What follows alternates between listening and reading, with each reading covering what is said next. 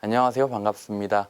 오늘의 동아 아산건강 강좌는 폐암의 수술적 치료에 대해서 환자와 보호자의 눈높이에서 같이 이야기하는 시간을 갖도록 하겠습니다. 저는 서울 아산병원 심장흉부혈관외과 윤재광 교수입니다. 폐암이란 무엇인가? 폐암에 대해서 우리가 익히 생각한다면은 막연하게 무서운 질환, 걸리면 사망하는 질환 이런 식으로 생각을 하게 되는 경향이 있습니다. 폐암은 폐에 생기는 모든 악성 종양을 말합니다. 폐에 생긴 종양이 폐 자체에서 생길 수도 있지만 다른 장기에서 전이가 돼서 폐로 생기는 경우에도 폐암으로 생각을 할 수가 있죠. 이러한 폐암은 초기 폐암의 경우에는 폐에 국한되어 있기 때문에 적절하게 치료를 하게 된다면 완치까지 바라보고 다른 문제 없이 폐암에 걸리기 전처럼 똑같이 일상생활을 할 수도 있겠지만은 적절한 치료가 제때 되지 않는다고 한다면은 반대쪽 폐에도 전이가 될 수가 있고요. 다른 장기에서도 전이가 될 수 있습니다. 왜냐하면 폐에서는 임파선이라든가 혈액 같은 흐름이 굉장히 많기 때문에 전이가 되기 쉽습니다. 그래서 다른 장기라든가 뼈, 간, 부신과 같은 장기로 온몸에 전이도 될 수 있는 질환이기도 합니다. 폐암은 전 세계적으로 약 6번째로 흔하게 발생하는 암으로 알려져 있으며 암 발생 사망에 있어서는 1위를 차지하는 질환입니다. 그만큼 폐암은 빠른 시기에 적절하게 치료가 된다는 게 굉장히 중요하다는 뜻인데요. 폐암을 적절하게 치료하지 않는 경우에는 5년 내에 70에서 80%가 사망을 하게 됩니다. 하지만 조기 발견돼서 수술이 적절하게 이루어진다면 완치율이 무려 90%까지 이른다고 알려져 있습니다. 이러한 폐암은 지속적으로 발생률이 증가가 되고 있기 때문에 그에 따른 사망률 또한 증가가 되고 있는 게 현실입니다. 외래에 많은 환자들이 찾아와서 폐암을 진단을 내리면 물어보게 되는 게 왜 폐암에 걸렸는지 물어보는 경우가 참 많습니다. 폐암에 걸리는 원인은 단 한 가지로 설명하기는 사실 어렵고요. 여러 가지 원인이 복합적으로 이루어질 수 있지만 그 중에서 가장 먼저 우리가 꼽는 원인은 흡연입니다. 많은 부분 중에서 흡연이 차지하는 비율이 높다고 알려져 있고요. 이러한 퍼센트는 약 90% 정도까지 보고가 되고 있습니다. 하지만 단순히 흡연 때문에 폐암이 걸린다고 할 수는 없고 다른 원인도 생각을 해야 됩니다. 물론 흡연을 하지 않는 비흡연이 최고의 예방책이라는 것은 말할 것도 없습니다. 담배를 시작한 시기가 빠를수록 또한 같은 시기라도 더 많이 피울수록 또는 흡연 시기가 더 어릴수록 폐암에 걸리는 발생률은 더 높다고 할 수 있습니다. 그 밖에 간접 흡연이 많은 퍼센트가 요새 이제 증가되고 있는 추세입니다. 특히 많은 여성 환자분들이 묻는 경우가 많습니다. 저는 태어나서 담배를 한 번도 핀 적도 없는데 왜 걸리는 건가요? 하는데요. 최근에 아시아권에서 중년의 여성들, 젊은 여성들에서 비흡연자에서 폐암의 발생률이 높아지고 있는 추세입니다. 이러한 폐암은 앞선 흡연자에 의한 폐암과 성상이 조금 다른데요. 어쨌든 간에 흡연만이 폐암의 원인이 아니라는 것을 우리는 알고 있어야 되겠습니다. 그 밖에 열악한 시설 환경, 조리시설에 있는 경우에서도 폐암의 발생률이 높다고 보고가 되고 있기 때문에 국가에서는 이러한 시설에 조리시설에 근무하는 환자분들을 위해서 건강검진을 시행을 하고 있습니다. 그 밖에도 다른 폐 만성 폐쇄성 폐질환이 있다거나 혹은 이러한 질환들이 폐암의 원인이 된다고도 알려져 있고 유전적으로 저희 아버지나 저희 어머니가 폐암으로 돌아가셨는데 저도 폐암에 걸릴 확률이 높습니까? 물어보면 네, 통상적으로 2배에서 3배 정도 정상 환자들보다 발생률이 높다고 알려져 있습니다. 폐암은 사실 어떠한 증상이 발생을 했을 때 폐암으로 의심해서 외래로 내원하기는 사실 쉽지는 않습니다. 그 이유는 다음과 같이 여러 가지 증상이 있을 수가 있고요. 이 여러 가지 증상이 있다고 해서 반드시 폐암을 생각하는 폐암이라고 얘기할 수가 또 없기 때문입니다. 피가래가 섞여 나오는 객혈이라든지 기침, 호흡곤란 또는 체중 관리를 하지 않고 있는데도 발생하는 체중 감소 등 이러한 것들은 다른 암들과도 감별을 필요하고 또 암이 아닌 호흡기 질환도 감별이 필요할 수 있습니다. 그 외에 식욕 감소, 피로, 연하곤란 이런 것들도 마찬가지로 우리가 피곤할 때 나타날 수 있는 증상이기 때문에 사실 이러한 증상만 가지고 폐암이라고 진단을 내리기는 쉽지 않을 수 있습니다. 폐암이 진행이 되게 되면 다른 장기로 암이 넘어가게 되고 그러한 장기들 때문에 발생할 수 있는 증상들이 있을 수 있습니다. 예를 들면 폐암이 머리로 가서 뇌로 전이가 된다면 두통이라든지 어지럼증 또는 걸음걸이가 이상해진다든가 이러한 증상이 나타날 수가 있겠고요. 뼈로 전이가 된다면 그쪽 뼈 부분으로 통증이 굉장히 심하게 발생을 한다든가 할 수도 있겠죠. 척추로 마비가 된 경우에는 하지마비 등이 발생을 할 수도 있습니다. 이러한 증상이 나타나는 경우에는 폐암이 굉장히 진행이 돼서 나타나는 경우이기 때문에 사실 예후가 좋지 않게 되는 경우가 많습니다. 이렇게 증상이 있어서 폐암이 진단되는 경우는 암이 진행이 돼 있는 경우가 많다라고 할 수가 있겠고요. 대부분의 폐암 환자들은 증상이 없이 오는 경우가 많습니다. 무증상으로 진단이 돼서 오는 환자들은 실제 폐암 환자에서는 근데 약 15% 정도가 된다고 하고 그러면 더 많은 퍼센트 환자들은 증상이 있어서 폐암이 진단이 된다. 돌려 말하면 진행이 돼 있는 상태에서 온다라고 할 수가 있겠습니다. 그러면 본격적으로 이번 시간에 다뤄보고자 하는 수술적 치료에 대해서 말씀드리도록 해보겠습니다. 폐암은 먼저 수술을 할 수 있는 암인지 수술을 할 수 없는 암인지에 대한 구분을 먼저 하는 게 중요하겠습니다. 소세포성 폐암이 아닌 폐암을 통칭해서 비소세포성 폐암이라고 부릅니다. 그 종류로는 선암, 편평세포암, 대세포암 등의 여러 암종이 존재를 하고요. 기수에 따라서 대부분의 폐암은 수술이 비소세포성 폐암에서 이루어지게 됩니다. 초기 폐암이라고 일컫는 1기와 2기의 폐암은 수술로 완치까지 될 수 있다고 알려져 있고요. 그 이상의 기수에서는 다른 항암이나 방사선 치료가 동반되어야 되는 경우가 많습니다. 그에 반해 소세포암이라고 하는 암종은요, 수술이 도움이 되지 않는 암으로 알려져 있습니다.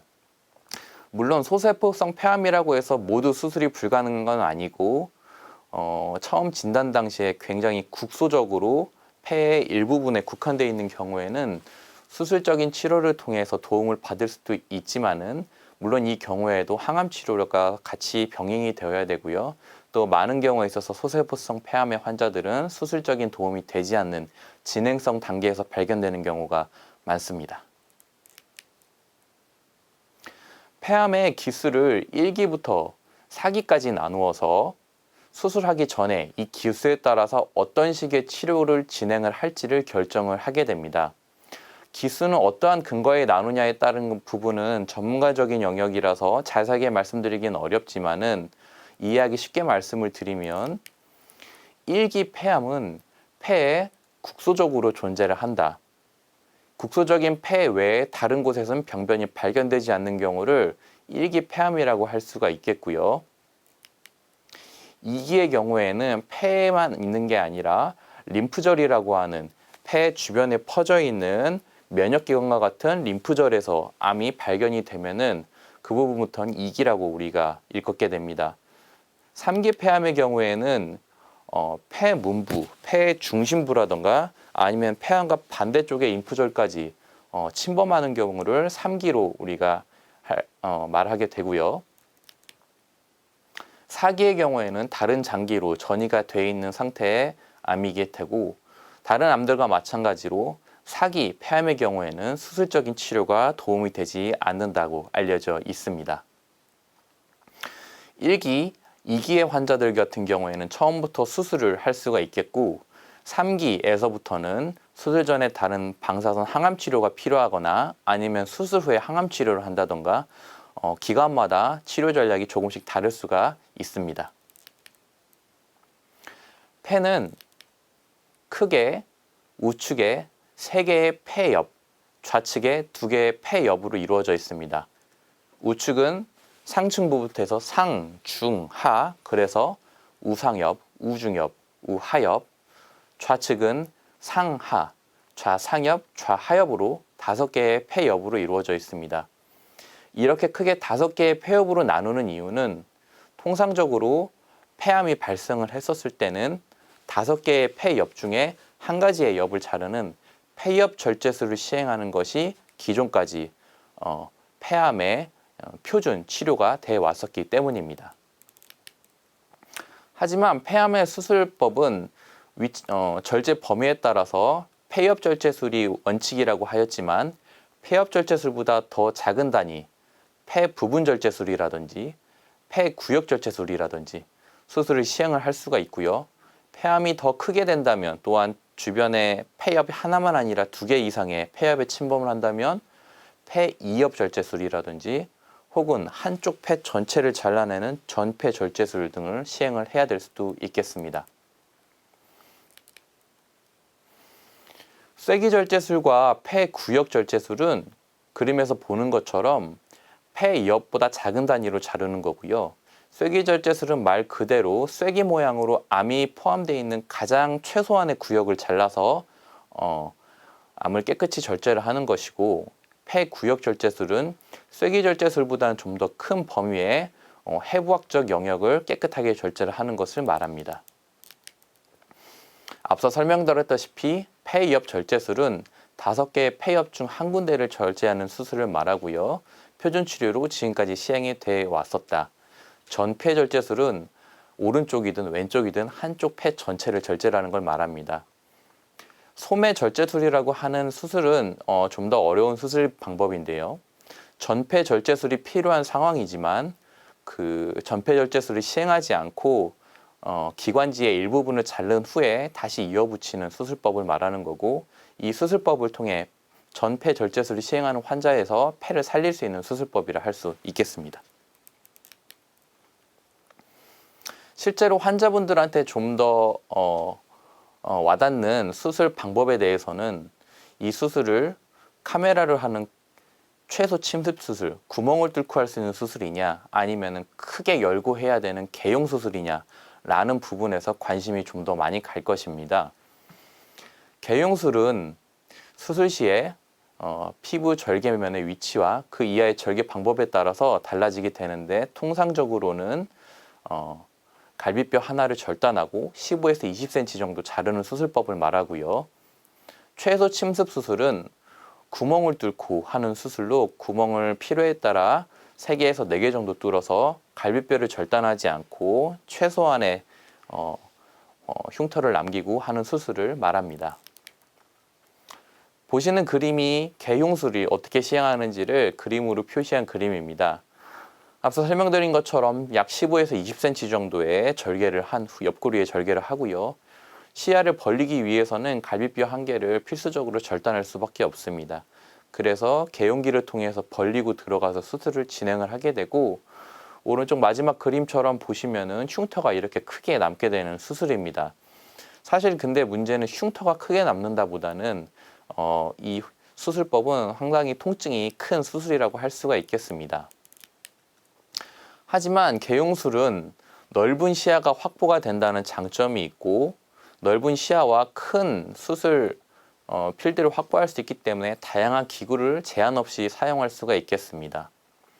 수술 중에 때때로 우리가 예상치 못하는 문제들이 발생을 할 수가 있습니다. 예를 들면 종양을 박리하는 과정에서 혈관이 찢어지는 경우에 대량의 출혈이 발생을 할 수가 있는데, 이러한 경우에는 조기 조치가 빨리 손으로 혈관을 누르면서 혈관을 꿰매준다던가 라는 치료를 해야 될 수가 있고, 이러한 경우에는 큰 시야에서 개용 수술을 진행을 하는 게 환자분의 생명을 위해서는 더 안전하다고 할 수 있겠습니다. 하지만 개용 수술은 말씀드렸던 것처럼 흉터도 크고요. 절개되는 부위가 넓고, 가장 큰 문제가 갈비뼈를 절단을 하고 수술을 진행을 해야 되기 때문에 수술 후의 통증이 상당히 크게 됩니다. 수술 후에 통증이 이렇게 크게 되는 경우에는 수술하고 심호흡도 하기 어렵게 되고 그렇기 때문에 폐 기능도 떨어지게 된다는 문제가 있을 수가 있죠. 갈비뼈를 절단을 하는 수술을 하고 나면 수술하고 나서 6개월에서 1년이 지나도 통증이 지속적으로 남는 경우가 있기 때문에 일상생활을 할 때에도 이런 부분들이 환자의 삶의 예후에 영향을 미치는 경우들이 있게 됩니다. 최소 침습 수술은요, 그림에서 보는 것처럼 1에서 2cm의 구멍을 3개에서 4개 정도 뚫고 하는 수술입니다. 한쪽 구멍으로는 카메라가 들어가고 2개에서 3개의 구멍으로는 폐를 잡는 기구와 폐를 잘라주는 기구를 넣어서 폐를 절단을 하고 나오는 거고요. 오른쪽 마지막 그림에서 보는 것처럼 흉터도 훨씬 더 개용술에 비해선 작고 이와 비례해서 통증도 적어지게 됩니다. 보다시다시피 최소 침습 수술은 근육을 절개를 최소화하게 되고요. 흉터가 적고 통증이 적은 만큼 퇴원도 빨리 할 수 있게 되고 퇴원이 빠른 만큼 일상생활의 복귀도 빨라질 수 있게 되겠죠. 또한 최소 침습 수술로 수술을 한 경우에 추후에 어떤 다른 또 폐암이 재발이라던가 아니면 다른 폐암이 또 생겼을 때 그 수술 시야 안쪽에 눌러붙어 있는 유착이라던가 이런 게 더 적기 때문에 재수술할 때도 훨씬 더 편안하게 할 수 있다는 장점이 있습니다. 지금 보여드리는 그림은 통상 이제 최소 침습 수술을 많이 하는 흉곽경 수술이 아닌 보다시피 여러 로봇 기구들이 들어가 있는 수술이죠. 네, 로봇 팔을 넣어서 수술을 하는 수술입니다. 로봇 수술이라고 하고요.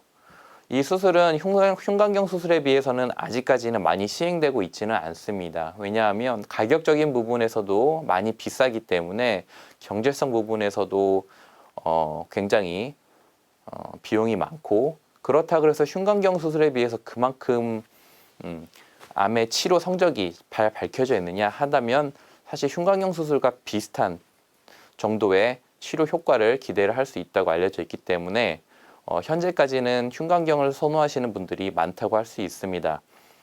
하지만 로봇 기술의 발전이 있고 진단 또한 기구들이 점점 발전함에 따라서 향후에 로봇 기술에 대한 기술이 발전된다면 이에 대한 또 폐암 수술의 영역도 좀 더 늘어나지 않을까 생각을 하고 있습니다. 최소 침습 수술은 앞선 개용 수술의 단점이 최소 침습 수술의 장점이 되겠죠. 그런데 이러한 수술은 모든 환자에서 다 할 수 있는 게 아니고요. 가능한 환자군들은 제한이 되어 있습니다.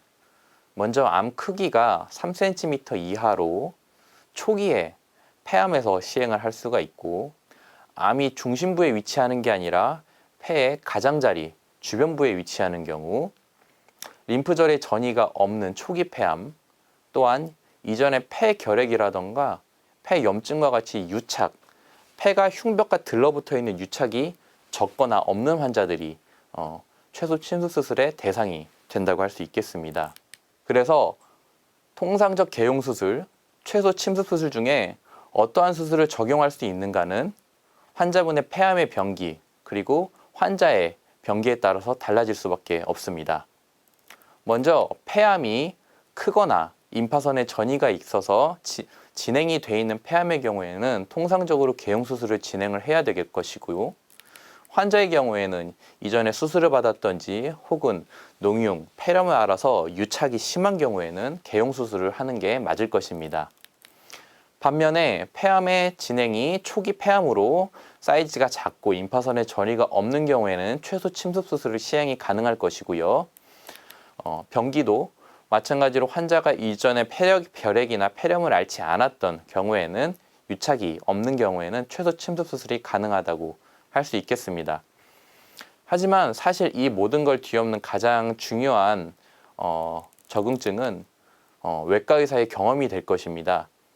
통상적인 개용 수술로 이루어질 환자들도 외과의 경험에 따라서 최소 침습 수술로 성공을 할 수도 있고요. 최소 침습 수술로 해야 될 대상일 수도 있지만 어떤 경우에는 안쪽에 들어가서 수술 시야라던가 실제로 수술했을 때 암이 진행된 정도에 따라서도 개용 수술로 전환이 이루어질 수도 있겠습니다. 이 표는 서울 아산병원이 지난 15년간 폐암 수술 성적을 발표한 도표입니다. 이 표를 보시면 빨간색 막대 그래프를 보면 오른쪽에 보이시는 퍼센트가 흉곽경으로 지금까지 폐암 수술을 시행을 해왔던 성적이 몇 퍼센트에서 이루어지는 것을 보고 계십니다. 보시면 초창기에는 80% 정도대에서 2022년까지 올라오면서 90% 이상으로 대부분의 폐암을 흉곽경 수술로 성공적으로 잘 마무리해 왔다는 걸 보여주고 있는 그림입니다. 이렇게 수술한 폐암의 예후에 대해서는 어떻게 될까요? 앞서서 제가 보여드렸다시피 폐암은 기수에 따라서 1기부터 4기까지 나누어진다고 말씀을 드렸습니다. 이 기수는 수술을 하기 전에 검사들을 통해서 예측을 하는 임상적인 병기가 있고요. 수술을 종료한 시점에 수술 결과를 바탕으로 하는 병리적인 병기가 있습니다. 당연히 수술을 한 이후의 병기가 더 정확하고 이 병기가 환자분의 실제 병기를 나타낸다고 할 수 있겠습니다. 이 병기가 왜 중요하냐 하면 각 병기에 따라서 5년, 10년 후에 생존율이 이렇게 달라진다는 걸 보여주는 겁니다. 1기에서부터 3기로 내려갈수록 계단처럼 생존율이 조금씩 떨어지는 걸 알 수가 있죠. 따라서 이 기수가 얼마나 중요한가가 환자분의 생존을 결정을 한다는 걸 나타내고 있습니다. 5년 후에 재발률을 보게 되면은 재발률 또한 기수에 따라서 점점 재발률이 증가하는 것을 알 수가 있겠죠. 이 그림으로만 나타내면 좀 더 어렵고요. 통상적으로 환자분들한테 좀 더 쉽게 이해드리기 위해서 저희가 설명드릴 때는 5년 후에 재발을 하느냐 안 하느냐가 1기에서는 약 10%, 2기에서는 30%, 3기에서는 약 50%라고 설명을 드리고 있습니다. 그러면 2기, 3기의 환자들이 보면은 재발률이 확실히 1기보다 높은 것을 알 수가 있죠. 그래서 이러한 환자들한테서는 우리가 수술을 하고 다른 치료가 필요하게 되지 않을까라는 것을 알게 되는 겁니다. 1기에서는 통상적으로 재발률이 10% 미만이기 때문에 수술 후에 1기 환자들은 추가 치료를 하지 않고요.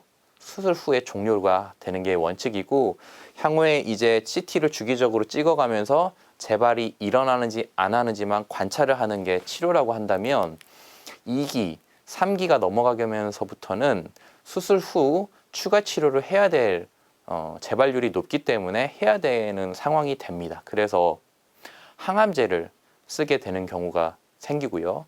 또한 기수가 높은 3기에서부터는 추가적으로 보조, 방사선 치료까지 필요할 수가 있게 됩니다.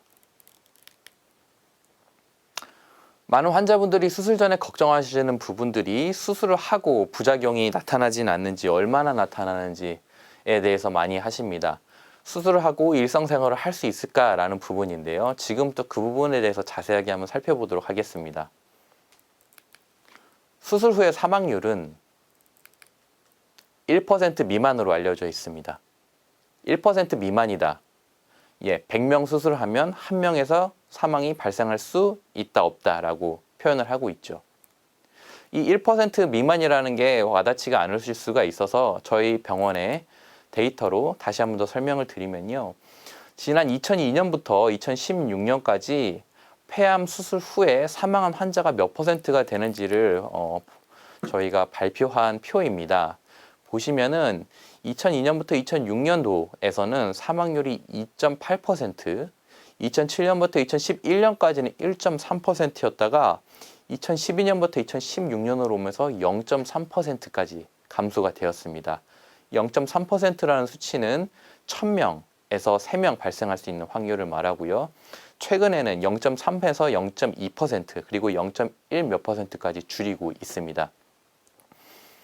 이렇게 사망률이 감소할 수 있었던 배경은 뭐가 있냐면 먼저 최소 침습 수술, 크게 열고하는 수술이 아니라 구멍을 뚫어서 하는 수술의 비율이 앞서 보여드렸던 것처럼 70%, 80%에서 이제 90%까지 올라가고 있기 때문에 이러한 환자들에서 당연히 회복이 빨라지고 또한 수술 후에 사망 확률도 떨어지게 된다는 배경이 있었습니다. 또 하나는 마취 기술이 발전을 하게 되면서 마취 전, 마취 후의 관리에 대해서도 저희가 좀 더 발전이 있었고요. 또 하나는 수술 후의 통증 관리에 있어서도 그전에는 수술하면 당연히 통증이 발생한다고 생각했던 거에서 지금은 수술 후의 통증을 가능한 한 줄이기 위해서 마약성 진통제를 비롯한 여러 가지 좋은 약을 환자분한테 가능한 한 투여를 하고 있습니다. 그럼에도 불구하고 0.3%, 1000명 중에 3명이 내가 될 수도 있지 않나 라는 걱정을 여전히 떨칠 수 없을 거라고 생각이 듭니다.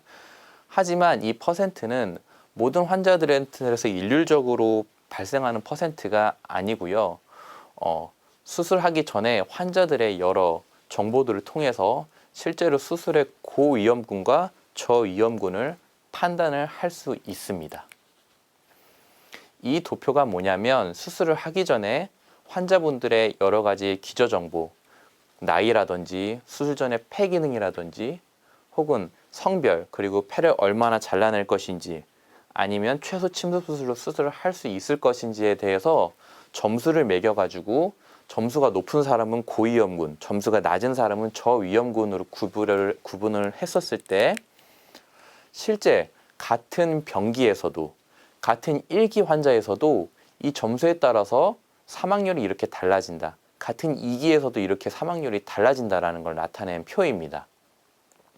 즉 다시 말하면 모든 환자들한테서 똑같은 사망률이 0.3%가 있는 게 아니고요. 환자분들의 기저 정보를 바탕으로 나이, 성별, 폐기능 이런 것들을 고려해가지고 실제로 우리가 환자분한테 실제 사망률이 어느 정도 될 것인지에 대해서 어느 정도 예측을 할 수 있다는 의미가 됩니다.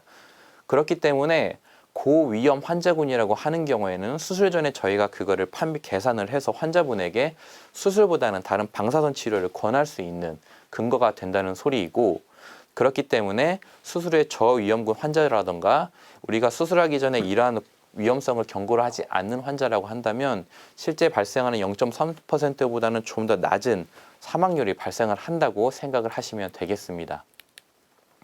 또한 모든 폐암 수술에서 똑같은 사망률을 나타내는 게 아니고요. 폐 옆 절제술에 비해서 한쪽 폐 전체를 잘라내는 경우에는 사망률이 5에서 10배 정도로 증가를 한다고 알려져 있기 때문에 이러한 부분들 또한 고려를 해서 실제로 수술을 안전하게 할 수 있는지를 수술하기 전에 저희가 판단을 해서 환자분들에게 말씀을 드릴 수 있습니다. 수술 후 합병증은 그러면 어느 정도에서 발생을 하느냐? 네, 15에서 20% 정도 된다고 알려져 있습니다. 이 퍼센트가 우리가 받아들이기에는 상당히 많게 느껴지죠. 네, 5명 중에 1명에서 발생을 한다고 한다면 체감하시기에는 이거 너무 많이 발생하는 거 아닌가 하실 수 있습니다. 하지만 이 합병증은 폐암 수술을 발생할 수 있는 모든 합병증을 다 포함을 해서 말씀드린 것이고요. 그 중에서 대다수는 내과적인 치료라던가 아니면은 뭐 다른 치료를 통해서 교정할 수 있는, 즉 일상생활을 하시기에 문제가 안 될 수 있는 합병증들이 대다수라는 점을 말씀을 드립니다. 한 가지 근데 유의해야 될 합병증은 폐렴 그리고 급성 호흡부전이 있을 수 있습니다. 이 두 가지 합병증은 폐암 수술 후에 치명적인 합병증으로 알려져 있습니다. 어떠한 환자에서 이러한 폐렴이나 급성 호흡부전이 잘 발생을 하는가 하면 첫 번째는 환자의 나이가 되겠죠. 고령의 환자들, 80세 이상의 환자들한테서는 폐렴이나 급성 호흡부전의 발생률이 높다고 알려져 있습니다. 담배를 피웠던 흡연력이 있던 환자들은 당연히 말할 것도 없고요. 기저 폐질환이 있었던 환자, 만성 폐쇄성 폐질환이라던가 혹은 폐실질의 질환이 있는 환자들한테서도 또 발생률이 높다고 알려져 있습니다. 수술 범위가 커지면 커질수록 또한 마찬가지로 또는 개용수술을 할수록 폐렴이라던가 급성 호흡부전의 발생률도 높다고 알려져 있죠. 우리가 담배 흡연에 대해서는 여기서 반드시 한번 짚고 넘어가야 될 부분이 있습니다. 수술을 하기 전에 항상 저희가 흡연을 했던 환자들한테는 뭐라고 경고를 하냐면요. 최소 4주 전부터 금연을 하고 오셔야 됩니다. 수술하기 4주 이내에 담배를 피고 오시면 수술을 취소할 수 있습니다. 라고 경고를 합니다. 이 설명을 하는 건 단순히 환자한테 금연을 시키기 위해서 엄포를 놓는 게 아니고요. 수술을 하고 나서 우리가 가래, 객담이 발생을 할 수밖에 없습니다. 근데 금연을 한 지 1, 2주 된 환자들은 오히려 가래 발생률이 더 높습니다. 4주를 적어도 끊어야지 가래 발생률이 담배를 피기 전에 비해서 유의하게 줄어드는데 4주 이내에 담배를 피게 되는 경우에는 가래 발생률이 보통 사람들보다 2~3배 정도 많아지게 됩니다. 가래가 많이 발생을 하는 수술이고 가래를 잘 뱉어야 되는 수술인데 수술하면 우리가 옆구리 수술을 하면 통증이 발생할 수밖에 없겠죠. 옆구리에 통증이 있는 상태에서 환자한테 기침을 열심히 하라고 시키는데 기침을 잘 못하는 게 정상입니다. 통증을 참고 기침을 잘 해서 가래를 뱉어내야 되는데 가래가 2~3배 더 많이 나온다. 그러면 그 가래가 나오지 못하고 몸에 축적이 될 수가 있고요. 그러면 그 가래가 축적된 폐는 공기가 통로가 왔다 갔다 열려 있지 않고 막혀 있기 때문에 폐가 짜부러지게 되고 무기폐가 되고 무기폐가 되면은 폐렴이 발생을 하게 됩니다. 이렇게 폐렴이 이미 발생을 해버리는 순간부터는 치료를 하기가 상당히 어려워지고 폐렴 때문에 중환자실에 내려가게 되는 사태가 펼쳐지고요. 이런 환자들은 다시 회복이 되기가 어렵기 때문에 폐암 수술 후에 저희가 가장 두려워하는 폐렴 발생은 발생하지 않도록 예방을 하는 게 가장 좋은 치료법이 되고 그렇기 때문에 금연을 최소한 수술하기 전에 4주 전, 사실 2달 전부터 끊고 오는 게 치료의 원칙이 되고 있습니다. 다음으로 폐암 수술 전후에 환자분들이 어떻게 관리를 해야 되는지에 대해서 말씀을 드려보겠습니다. 지금까지 강조를 했던 부분에서는 수술하기 최소 4주 전부터 금연을 해야 된다고 말씀을 드렸고요. 심장 문제라든가 다른 문제로 항응고제를 드시는 분들 같은 경우에는 항응고제 자체가 피를 잘 굳지 않게 만드는 약이기 때문에 수술을 해놓고 출혈이 있는 게 잘 멎지 않는 상태가 될 수 있기 때문에 항응고제를 조절을 해줘야 될 필요가 있습니다. 폐 수술 후에는 걷기 운동, 느긋느긋 걷는 게 아니라 숨이 좀 찰 때까지 빠른 속도로 가능한 걷는 운동을 해주시고 폐호흡 운동을 해주셔야 됩니다. 폐호흡 운동이란 무엇이냐면 몸 안에 있는 가래가 잘 밖으로 배출될 수 있도록 해주는 운동을 말합니다. 방금도 말씀드렸지만 몸 안에 가래가 쌓이게 되면 무기폐가 되고 무기폐는 폐렴이 되기 때문에 이거를 발생하지 않게끔 예방해 주는 게 가장 중요한 거고 환자분 입장에서 할 수 있는 게 폐호흡 운동이겠죠. 가장 좋은 운동은 폐가 짜부러지지 않게끔 해주는 겁니다. 폐가 짜부러지지 않는다는 건 심호흡을 크게 쉬어줘야 되겠죠. 또 기침을 해가지고 몸 안에 쌓여있는 가래를 배출해 주는 걸 해줘야 됩니다. 근데 이 두 개가 사실 어렵습니다. 환자분들한테. 왜냐하면 수술 후에 통증 때문에 이 두 가지를 잘 해준다는 소리는 이 가슴 안쪽에 통증이 전달이 될 수밖에 없습니다. 하지만 아프다고 해서 이걸 하지 않게 되면은 그 후에는 환자분들한테 기다리고 있는 건 폐렴이라고 하는 무서운 합병증이기 때문에 이 심호흡과 기침은 통증이 있다고 하더라도 열심히 해주셔야 됩니다. 등을 두드려주는 등 두드리기가 있을 수가 있습니다. 등 두드리는 건 보호자분이 환자분의 등 쪽을 대서 손바닥을 짚히고 하면 굉장히 아프고요. 손을 감싸준 자세로 공기를 전달하듯이 기침을 할 때마다 같이 톡톡톡톡 쳐주신다면 4번에서 5번 정도 쳐주신다면 가래가 좀 더 원활하게 배출될 수 있도록 도움이 됩니다. 호흡기 운동이라 그래서 이러한 공을 부는 운동을 하는 겁니다. 이 공 3개를 다 이 위에 천장까지 올리려면 숨을 크게 들이마셔줘야 되는데 수술하기 전에는 해보라고 하면 공 3개를 다 부시는 분들이 수술을 하고 나면 공 하나를 채 올리기가 힘듭니다. 예. 방금도 말씀드렸다시피 수술 후에 통증이라든가 이런 부분 때문에 어려울 수 있지만 어쨌든 이런 호흡기 불기 운동을 해준다는 것은 심호흡을 가장 효과적으로 해줄 수 있다는 표시이기 때문에 호흡기 운동도 열심히 해주셔야 되겠습니다. 이제 마지막 부분이고요. 제가 외래에서 환자들 수술 후에 관리를 하다 보면 많이 하는 질문들이 몇 가지가 있어서 이 부분들에 대해서만 간단하게 언급을 하고 넘어가도록 하겠습니다. 수술하고 나서 통증이 언제까지 가는지 물어봅니다. 수술하고 통상적으로 수술 한 2주 후에 외래에 오게 되고 수술 2주, 한 달째에 오는 환자분들이 말씀하는 게 가장 첫 번째가 이거죠. 통증이 언제까지 갑니까? 아직도 아픈데 이거 지금 괜찮은 게 맞는지 물어보고요. 옆구리를 수술을 하지만 옆구리가 아픈 게 아니고 옆구리에서 갈비뼈를 따라 이어지는 신경을 따라서 배꼽 옆쪽으로 통증이 아프게 됩니다. 이게 정상적인 해부학적으로 맞는 통증입니다. 그래서 옆구리가 아니라 앞쪽이 아프기 때문에 뭔가 잘못된 게 아니냐고 하신다면 걱정하실 필요는 없습니다. 이러한 통증은 휴식을 취해주고요. 따뜻한 온찜질 정도를 해주시면 증상이 다소 나아진다고 알려져 있고요. 6개월 정도 지나게 되면 통증이 약 8, 90%는 거의 사라진다고 알려져 있습니다. 물론 수술하기 전처럼 씻은 듯이 좋아지려고 기대하는 것은 시간이 오래 걸릴 수도 있고요. 어떤 환자분들에 따라서는 이러한 통증이 미약하게나마 계속 조금씩 낫는 경우도 있기는 하지만 수술한 직후에 호소하는 그런 통증들은 대부분 6개월 정도 지나면서 많이 좋아진다라고 알고 계시면 됩니다. 통증이 있을 때 환자분들이 진통제 드셨는지 물어보면 안 드셨다고 하는 분들이 많습니다. 왜 안 드셨냐고 물어보면 약 먹으면 몸에 안 좋잖아요. 그거 먹으면 내성 생기잖아요. 라고 물어보시는데요.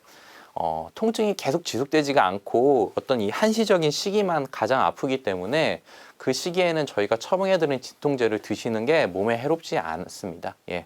그리고 내성도 그 시기만 딱 드시고 끊으시면 생기지도 않기 때문에 퇴원 때 처방한 진통약은 통증이 있으시면 계속 드시는 걸 추천드립니다.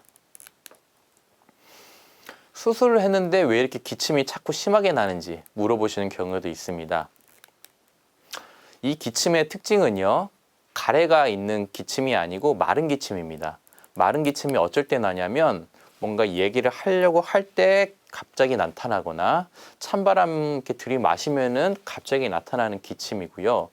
이러한 기침이 발생하는 이유는 우리가 실제로 수술장에서 수술을 하다 보면은 폐를 제거하는 것뿐만이 아니라 폐 주변에 있는 임파절 구조물들도 같이 제거를 한다고 말씀을 드렸잖아요. 임파절 구조물들을 제거를 하면서 거기에 퍼져 있는 자잘한 신경이라던가 그런 게 손상이 될 수도 있고 기관지를 잘라내면서 그쪽 단면이 아물면서 그러한 것들이 아물면서 나타나는 신경성 통증처럼 발작적으로 기침이 날 수가 있습니다. 다행인 부분은 이러한 발작적인 기침도 수술하고 2, 3개월에 걸쳐서 조금씩 지나면서 무뎌지듯이 좋아지기 때문에 너무 크게 걱정하실 필요는 없고요. 기침 너무 심하실 경우에는 외래에 오셔서 기침약을 처방해 달라 그러면 저희가 드리는 추가로 약을 드리면 조금 더 호전이 되는 수도 있습니다. 다만 구별을 하셔야 될 점은 마른 기침이 아니라 색깔이 진하고 많은 양의 가래 그리고 냄새가 뭔가 악취가 동반되고 열이 나고 이렇다고 한다면은 그거는 지금 말씀드린 이유의 기침이 아닌 다른 합병증에 의한 기침일 수 있기 때문에 그 경우에는 외래나 응급실을 통해 방문하셔야 될 수도 있습니다. 수술하고 나서 숨쉬기가 힘들다고 하시는 분들이 많습니다. 수술을 하면 우리가 폐를 잘라내죠. 아까 말씀드린 것처럼 폐엽을 잘라낸다고 설명을 드렸는데 5개의 폐엽 중에 하나를 잘라낸다면 20%를 자른다고 생각할 수가 있겠습니다. 이 잘라낸 폐는요, 다른 간처럼 자라거나 하지 않고요, 잘라낸 만큼 없어지는 겁니다. 수술 후 근데 1, 2개월째에는 잘라낸 만큼 없어지는 게 아니라 그것보다 더 폐 기능이 떨어진다고 알려져 있습니다. 그런데 6개월쯤 지나면 그 기능이 다시 회복이 돼서 잘라낸 폐 기능만큼 좋아진다고 합니다. 이 그래프가 나타내는 부분이고요. 위에 있는 선을 보시면 처음에 100이라고 표현돼 있던 게 환자분 본인의 폐 기능이라고 한다면 20을 잘라냈기 때문에 80으로 주는 게 정상이겠지만 수술하고 나서 처음 한두 달은 실제보다 더 줄어서 60 가까이 줄었다가 점차 회복이 돼서 6개월쯤 됐었을 때 원래 잘라낸 폐 기능만큼인 80으로 회복이 된다는 걸 알 수가 있죠. 그래서 환자분이 퇴원을 하고 외래 오시는 시기가 가장 폐 기능이 떨어져 있는 시기입니다. 그래서 숨차고 힘들어서 이거 어떡하냐 걱정하시고 하지만 조금 안심하셔도 될 건 6개월에 걸쳐서 조금씩 폐 기능이 좋아져서 원래 잘라낸 폐 기능만큼은 회복이 된다라고 알고 계시면 되고요. 폐 기능이 떨어져 있어서 숨차다고 누워만 계시면 더 떨어지고요. 그 경우에는 조금씩 그래도 걷는 운동을 해주시는 게 숨이 약간 찰 정도로 해주시는 게 좋습니다. 그러면 운동은 얼마만큼 해야 되는가? 라고 한다면 숨 쉬는 호흡 운동, 심호흡 운동, 아까 말했던 호흡 운동 그 부분을 집에 가셔서도 같이 해주시는 거고요. 걷기 운동이 중요합니다. 걷기 운동을 해야 되는 이유는 단순히 폐 기능 때문만이 아니라 우리가 수술을 하고 진통제를 많이 먹고 회복하는 데 있어서 장 기능이 떨어지게 됩니다. 이 장 기능이 떨어져서 소화도 잘 안 되고 조금만 먹어도 더부룩하고 한 경우가 많은데 걷는 운동을 계속 해주시면 장 기능이 조금 더 회복이 빨라지기 때문에 이러한 부분에서 걷기 운동은 굉장히 중요하다고 할 수 있겠습니다. 가능하시다면 가벼운 등산 정도, 동네에 있는 산 같은 데 마실 갈 수 있는 산 정도의 가벼운 등산도 좋고요. 또 수술한 쪽에 어깨를 이렇게 풀어주는 운동도 좋습니다. 실제로 수술을 하게 되면 한쪽으로 옆으로 수술하게 되면 어깨판에다가 이렇게 고정을 해놓고 3-4시간 수술을 하면 이쪽에 근육이 꽉 뭉쳐가지고 통증을 호소하시는 분들이 많거든요. 아프다고 내버려두면 이게 굳게 되기 때문에 풀어주는 운동을 계속 해주시는 것도 도움이 될 겁니다. 고강도 중량 운동을 하시는 분들도 있어요. 물어보시는 분들이 있습니다. 아령 드는 거라던가 골프 친다던가 이런 식의 고강도 운동은 아직 수술했을 때 피부가 아무렇다 하지만 안쪽에 근육이 완전히 아물 때까지는 적어도 한 달 정도가 우리가 소요가 되기 때문에 수술을 한 달까지는 이러한 고강도 중량 운동은 피하시는 걸 추천드립니다. 수술하시고 이제 어떤 음식을 먹을지 물어보시는 분들도 많습니다. 짧게는 이거 먹어도 되냐부터 해서 본인이 평소에 드시는 식단을 다 가지고 오셔서 이건 괜찮은지 물어보시는 분도 있는데요. 사실 정확히 말하면 폐암 회복에 도움이 되는 음식은 없습니다. 또 돌려 말하면 어떤 음식을 먹는다고 폐암이 재발되는 음식도 없고요. 중요한 건 소화가 잘 되는 음식입니다. 아까 제가 소화가 기능이 떨어져 있다고 말씀드렸잖아요. 그렇기 때문에 초기에는 소화가 잘 되는 음식, 익힌 음식 위주로 드시는 걸 추천드리고 수술 전에 먹지 않았던 건강식품이라던가 한약재 같은 경우는 추천드리지 않습니다. 물론 한약재 건강식품 다 안 된다는 소리가 아니라 수술하기 전에 잘 먹고 문제가 없었던 경우에는 상관이 없는데 그 전까지는 전혀 이런 거에 대해서 안 드시다가 이제 몸이 안 좋고 하니까 어디서 무슨 붕어즙 이런 거를 해서 몸에 좋다고 갑자기 많이 드시게 되면 간이 이걸 해독을 하지 못해서 간 기능이 떨어지게 되고 그렇게 오시는 분들이 있기 때문에 수술 전에 드셨던 것들은 상관이 없고요. 수술 끝나고 갑자기 새롭게 뭔가를 막 많이 드시겠다고 하면 그거는 추천드리지 않습니다.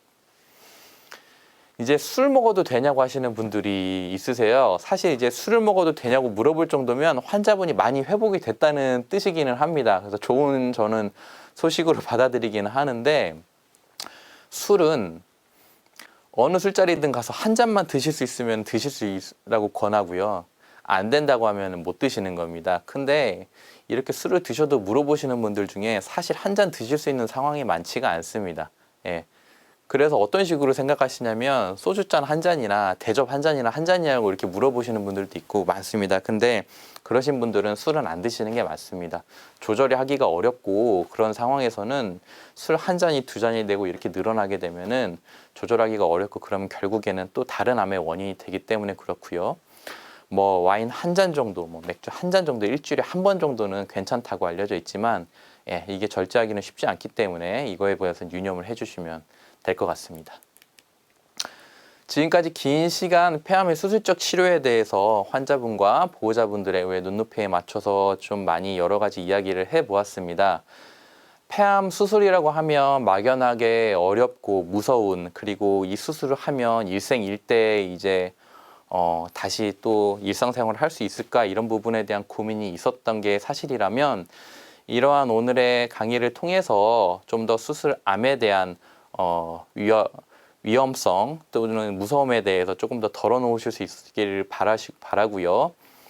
저희 서울 아산병원을 비롯해서 폐암 치료에 있어서 많은 흉부외과 의사들 그리고 폐암 보는 의사들은 환자분들의 회복과 그리고 일상생활의 복귀에 저희들이 정말 더 최선을 다하고 있기 때문에 이러한 부분에 대해서 걱정하지 않으셨으면 좋겠습니다. 감사합니다.